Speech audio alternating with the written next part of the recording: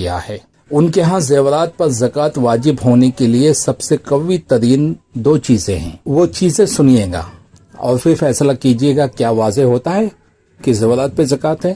Number 1، ایسی تمام احادیث اور نصوص جن میں سونے اور چاندی کی زکوٰۃ دینے کا حکم عام پایا جاتا ہے کہ ان میں کسی بھی قسم کے سونے اور چاندی کو استثناء نہیں دیا گیا۔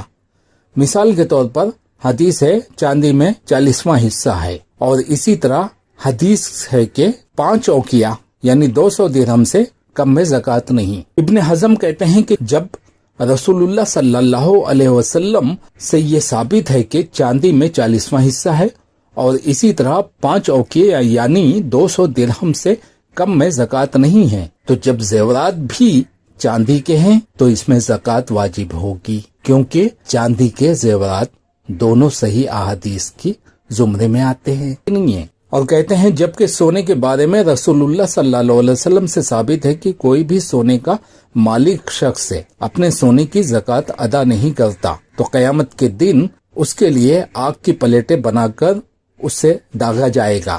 کہتے ہیں چنانچہ ان حدیث کی روح سے سونے پر بھی زکوٰۃ لاگو ہوگی، لہذا سونے یا چاندی کی کسی بھی صورت کو بغیر نص یا اجماع کے زکوٰۃ سے مستثنی نہیں کیا جا سکتا۔ المحلی بالآثار جلد 4 صفحہ 191 میں یہ بات کہی گئی ہے۔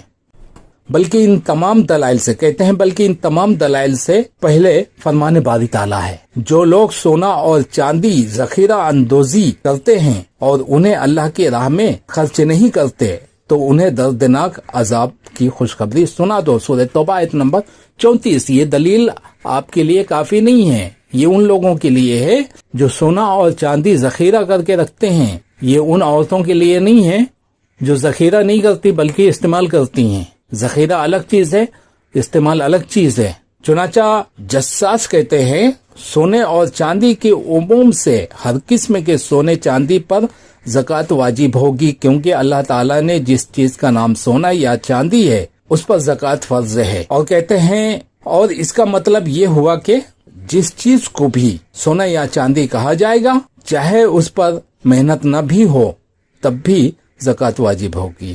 اور اگر کسی کے پاس سونا زیورات یا سکوں یا ڈلی یا چاندی کی ڈلی ہو تو اس پر بھی آیت میں مذکور سونے چاندی کے عموم کی وجہ سے زکوٰۃ لاگو ہوگی۔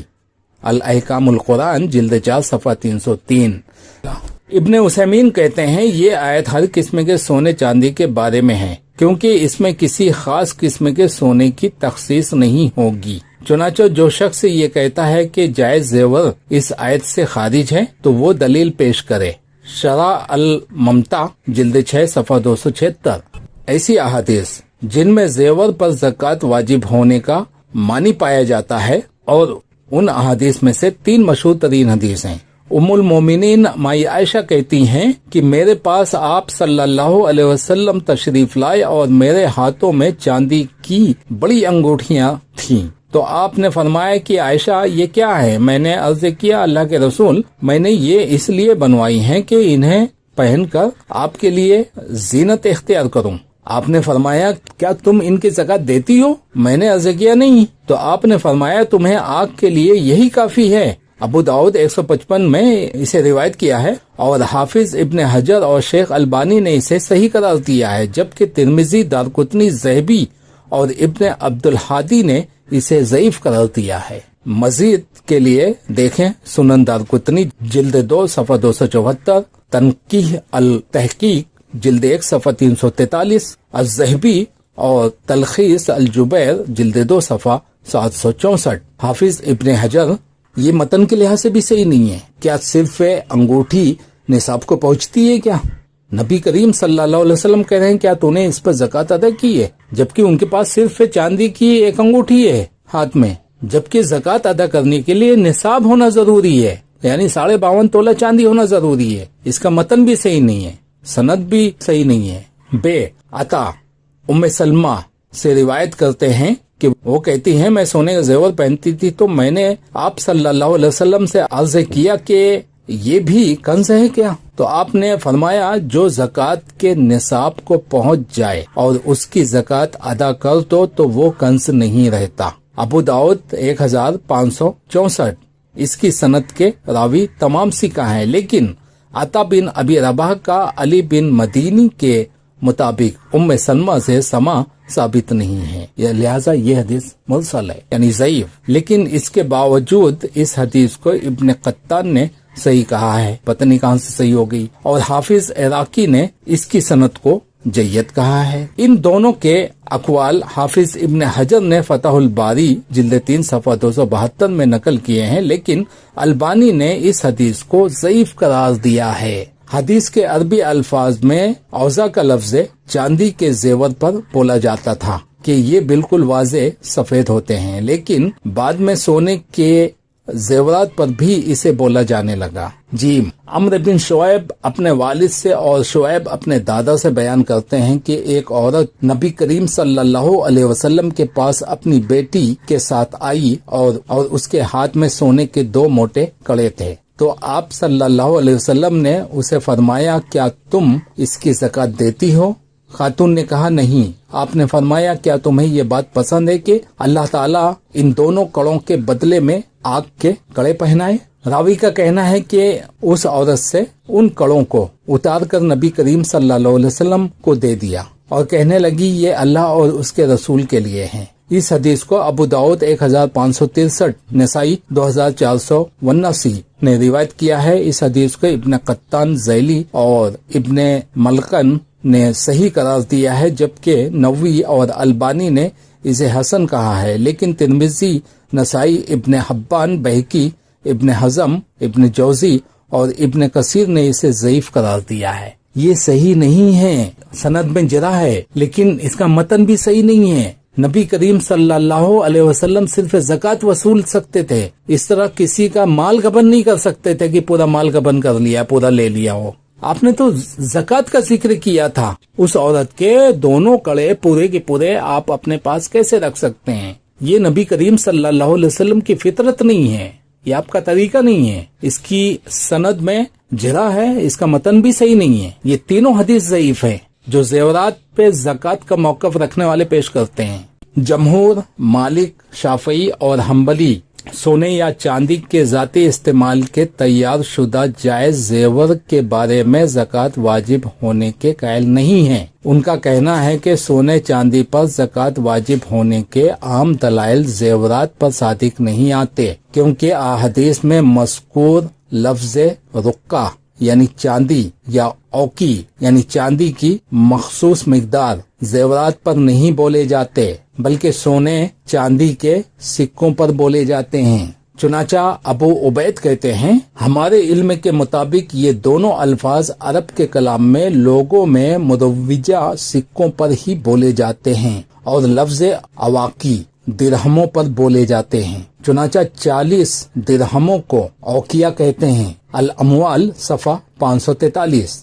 اسی طرح ابن خزیمہ کہتے ہیں عربی زبان میں لفظ ورق ان اہل عرب کی زبان میں جن کی زبان میں وہی نازل ہوئی ہے ایسے زیورات پر نہیں بولا جاتا ہے جسے ذاتی استعمال کے لیے بنایا جاتا ہو۔ صحیح ابن خزیمہ جلد 4 صفحہ 34۔ زیورات پر زکوٰۃ واجب ہونے کے متعلق جن احادیث میں ورق اور رقہ کا لفظ استعمال ہوا ہے انہیں دلیل بنانا درست نہیں ہے، کیونکہ صحاح اور قاموس وغیرہ لغت کی کتابوں میں یہ بات ثابت ہے کہ ورق اور رقہ ڈھلائی شدہ سکوں کو کہتے ہیں۔ زیورات پر زکوٰۃ کی فرضیت کے لیے ان الفاظ کو دلیل بنانا درست نہیں ہے، بلکہ اپنے مفہوم مخالف کے باعث اس بات کی دلیل ہے کہ زیورات میں زکوٰۃ واجب نہیں ہوگی۔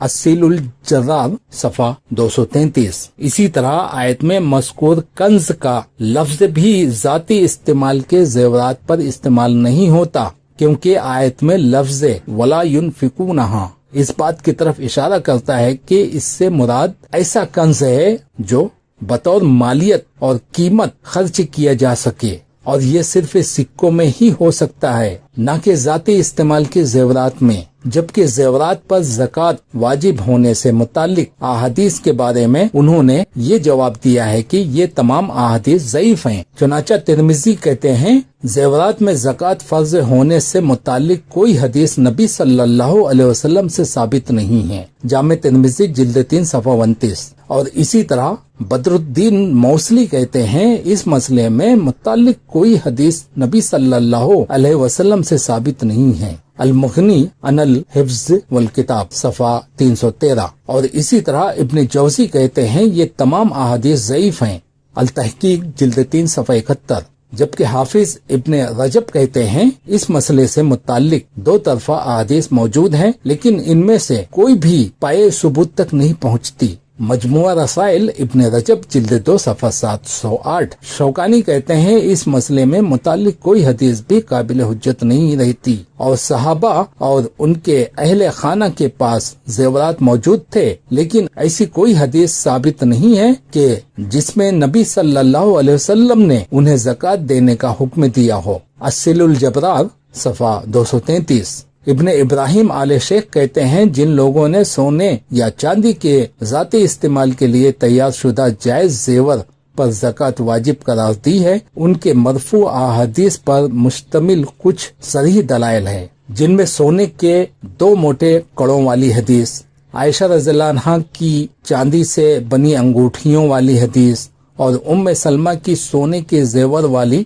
حدیث شامل ہے۔ ان تمام احادیث کے بارے میں امام شافعی، احمد ابن حنبل، ابو عبید، نسائی، ترمذی، دارقطنی، بیہقی اور ابن حزم کی گفتگو پڑھنے سے معلوم ہوتا ہے کہ ان احادیث کے صحیح ثابت نہ ہونے کی وجہ سے ان میں قوت نہیں ہے، اور یہ بھی یقینی امر ہے کہ ان اہل علم کی رائے کو ان متاخرین کی رائے پر فوقیت دی جائے گی جنہوں نے ان احادیث کو قوی سمجھنے کی کوشش کی ہے۔ فتاوی و رسائل سماحت الشیخ محمد بن ابراہیم آل شیخ جلد 4 صفحہ 97۔ اور جن اہل علم نے ان روایت کو صحیح قرار دینے کی کوشش کی ہے، انہوں نے اس کے معنی و مفہوم کی ایسی توجیہ پیش کی ہے کہ ظاہری مطلب تبدیل ہو جائے۔ چنانچہ اس بارے میں بھی بہت سی آراء ہیں، لیکن تمام کی تمام کمزور اور تکلف سے بھرپور ہیں۔ ان تمام